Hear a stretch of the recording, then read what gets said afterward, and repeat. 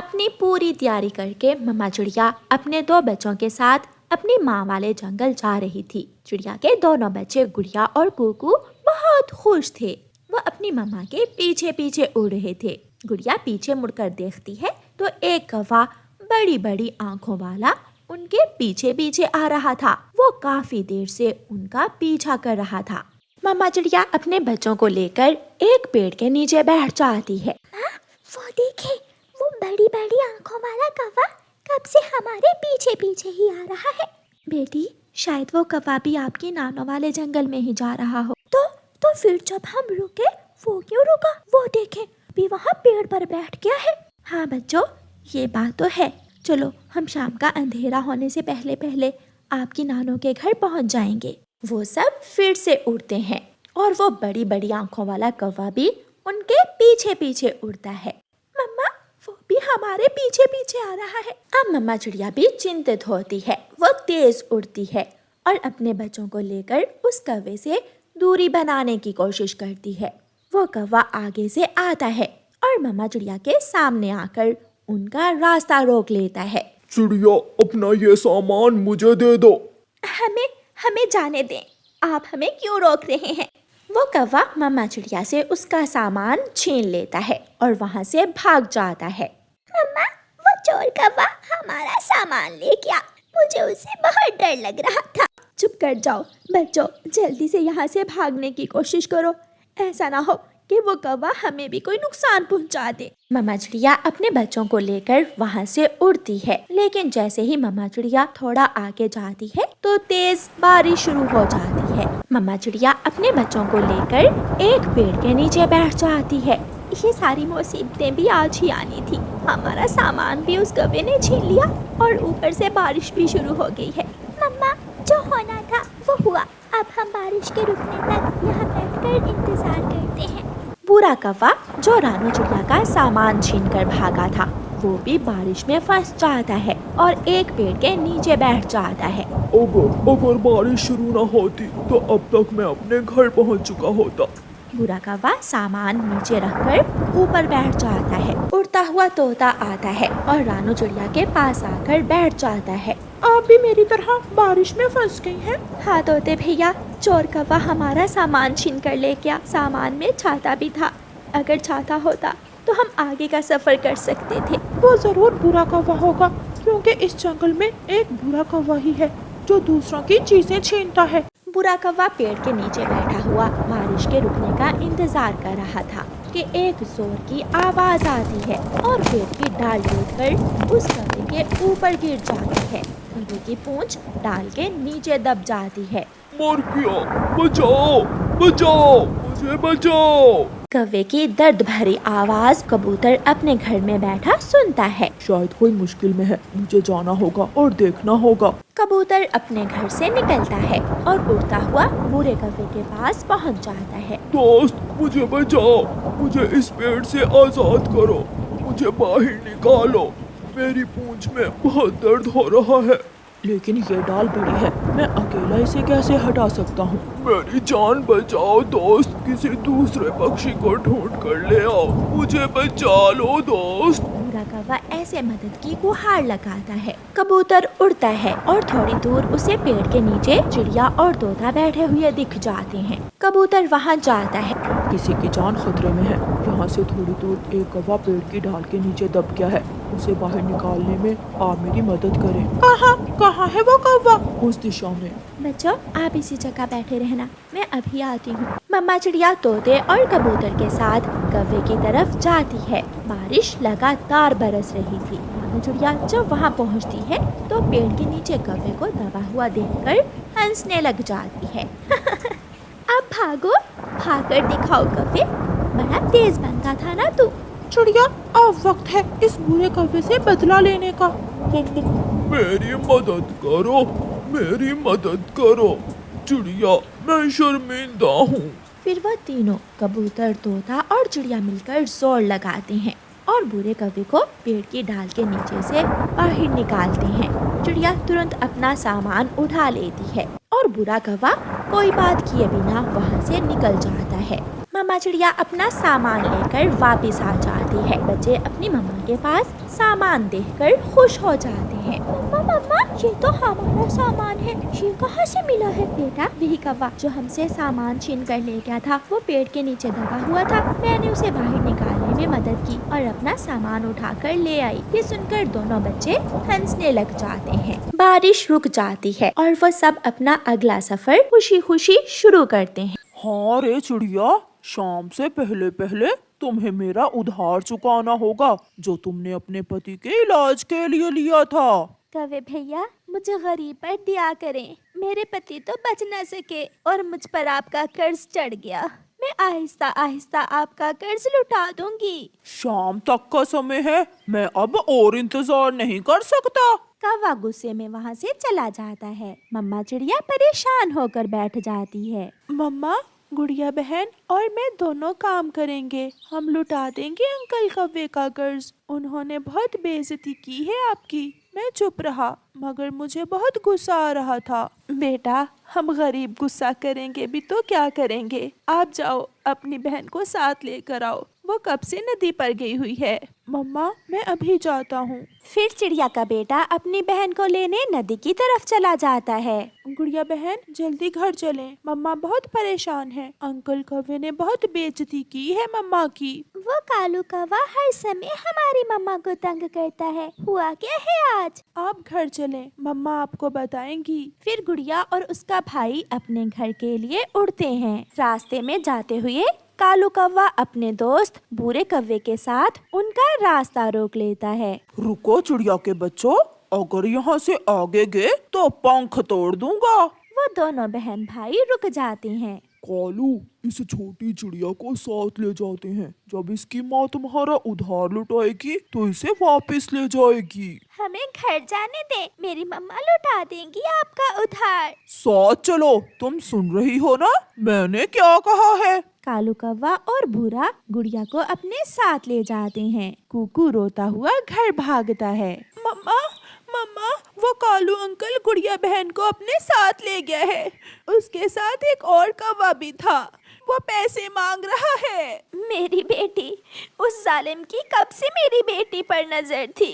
रात हो गई थी। मम्मा चिड़िया अपनी लालटेन उठाती है। मम्मा, मैं भी आपके साथ जाऊंगा। फिर वो माँ बेटा अपने घर से निकलते हैं। रात अंधेरी थी। ऐसी अंधेरी रात में कोई भी पक्षी जंगल में उन्हें नजर नहीं आता। सब अपने अपने घरों में आराम से सो रहे थे। मम्मा चिड़िया और उसका बेटा कुकू रोते हुए कौवे के घर जाते हैं। कौवे ने गुड़िया को घर के बाहर ही एक पेड़ से बांध रखा था। कौवे भैया, दया करें, रहम करें, मेरी बेटी ऐसी ठंड में मर जाएगी, इसे छोड़ दें। मैंने तुम्हें शाम तक का समय दिया था, तुमने शाम तक मेरे पैसे नहीं लुटाए, इसलिए मैं इसे उठा लाया। अंकल, मेरी बहन को छोड़ दें। चुप चुप कर जा, बड़ा आया बहन का प्यार करने वाला। कालू भैया, मुझे कल तक का समय दे दें। अगर कल तक मैंने आपका उधार ना चुकाया तो आप मेरा घर बेचकर अपने पैसे ले लेना, मगर मेरी बेटी को छोड़ दें। ये सुनकर कौवा थोड़ा लालच में आता है और गुड़िया को छोड़ देता है। वो तीनों माँ और बच्चे परेशान घर लौट रहे थे कि रात के अंधेरे में उन्हें एक पेड़ की खोखर में कोई चमकती हुई चीज नजर आती है। वो तीनों वहाँ जाते हैं। बच्चों, ये तो बहुत कीमती मोती है, मगर ये इस पेड़ की खोखर में कैसे आ सकता है? फिर गुड़िया थोड़ा खोखर के अंदर जाकर देखती है। उस खोखर में तो उस तरह के कई कीमती मोती और हीरे थे। मम्मा, ऊपर वाले ने हमारी सुन ली। हम बहुत परेशान थे ना, इसलिए ऊपर वाले ने हमारी मदद की है। मैं अभी घर से कुल्हाड़ा लेकर आती हूँ। फिर गुड़िया अपनी मम्मा से लालटेन लेती है और घर जाती है। वो कुल्हाड़ा उठाकर जल्दी से वापस होती है। मम्मा चिड़िया उस सूखे हुए पेड़ को काट लेती है। रात के अंधेरे में चिड़ियाओं का वो परिवार उस मिलने वाली मदद को समेट रहे थे। मम्मा चिड़िया एक थैली में वो सारे मोती और हीरे डाल लेती है। फिर मम्मा चिड़िया आगे आगे लालटेन लेकर चलती है और वो सब अपने घर पहुंच जाते हैं। सुबह हो जाती है। मम्मा चिड़िया वो कीमती मोती लेकर सुनार की दुकान पर जाती है। एक मोती ही बेच देने से उसे इतने पैसे मिल जाते हैं कि कौवे का कर्ज चुका सके। मम्मा, आप कौवे अंकल का उधार दे आए, मैं और कुकू घर जाते हैं। फिर मम्मा चिड़िया कौवे के घर जाती है और उसके पैसे लुटा देती है। चिड़िया चिड़िया, तुमने रात में ही इतने पैसे कहाँ से ले लिए? ये सब ऊपर वाले के काम है। अगर तुम गुड़िया को पकड़ कर ना ले जाते तो शायद हमें वो खजाना ना मिलता जो मिल गया है। फिर चिड़िया वहाँ से चली जाती है और फिर चिड़िया और उसके बच्चों के दुख खत्म हो जाते हैं और वो खुशी का जीवन बिताते हैं। प्यारे दोस्तों, इस कहानी को लाइक करना बिल्कुल मत भूलना। आपका धन्यवाद। कभी यहाँ तो कभी वहाँ, कभी इधर कभी उधर, वो चिड़िया सुबह से उड़ रही थी और फिर आखिरकार वो अपनी मेहनत का दाना ढूंढ लेती है। मेहनत से दाना ढूंढना बहुत मुश्किल काम है। काश मैं भी कालू कौवा होती, मजे मजे से मुफ्त का भोजन खाती, कितना मजा आता जीने में। चिड़िया ऐसे सोचती है। कालू कौवा भी उड़ता हुआ वहाँ आता है। चिड़िया, तुम्हारी जिंदगी बहुत अच्छी है। तुम मेहनत करती हो, अपना कमा कर खाती हो। काश मैं भी तुम्हारी तरह एक चिड़िया ही होता।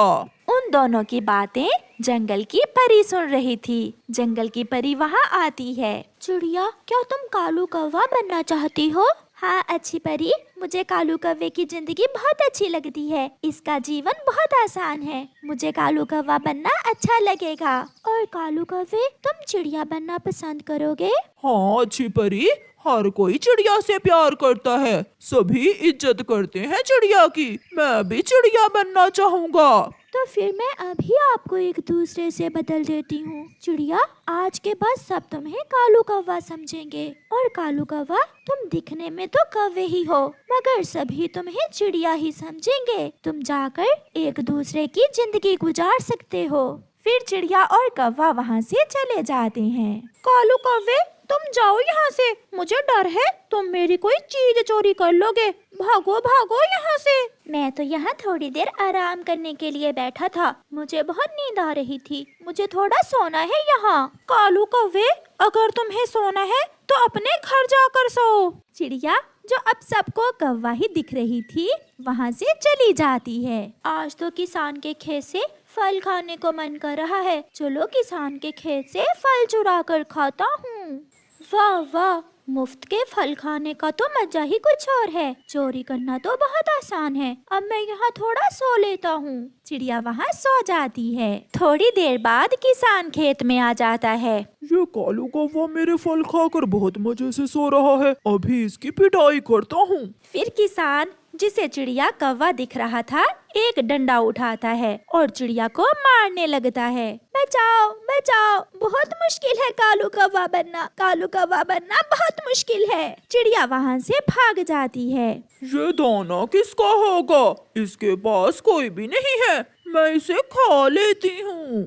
मगर जैसे ही कालू कौवा, जो अब चिड़िया थी, दाना खाने लगता है तो उसे विचार आता है। ऐसा भी तो हो सकता है ये दाना किसी का हो और किसी से पूछे बिना कोई चीज खाना बहुत बुरी बात है। ना जी ना, मैं ये दाना नहीं खाऊंगी, क्योंकि अब तो मैं एक अच्छी, मेहनती और ईमानदार चिड़िया हूँ। कौवा वहाँ से उड़ता है। थोड़ी दूर नदी में एक तितली गिरी पड़ी थी। वो मदद मांग रही थी। कोई मेरी मदद करे, मुझे बचाओ, मुझे बचाओ। मैं तो खुद भूखा हूँ, मैं इसकी मदद कैसे कर सकता हूँ? नहीं नहीं, मैं एक अच्छी चिड़िया हूँ, मुझे इस तितली की मदद करना होगी। फिर कौवा तितली को नदी से बाहर निकालता है और उसे एक पत्ते पर बिठाकर आगे बढ़ता है। चिड़िया, अच्छी चिड़िया, मेरे पास भोजन नहीं है, मुझे भोजन तो ला दो।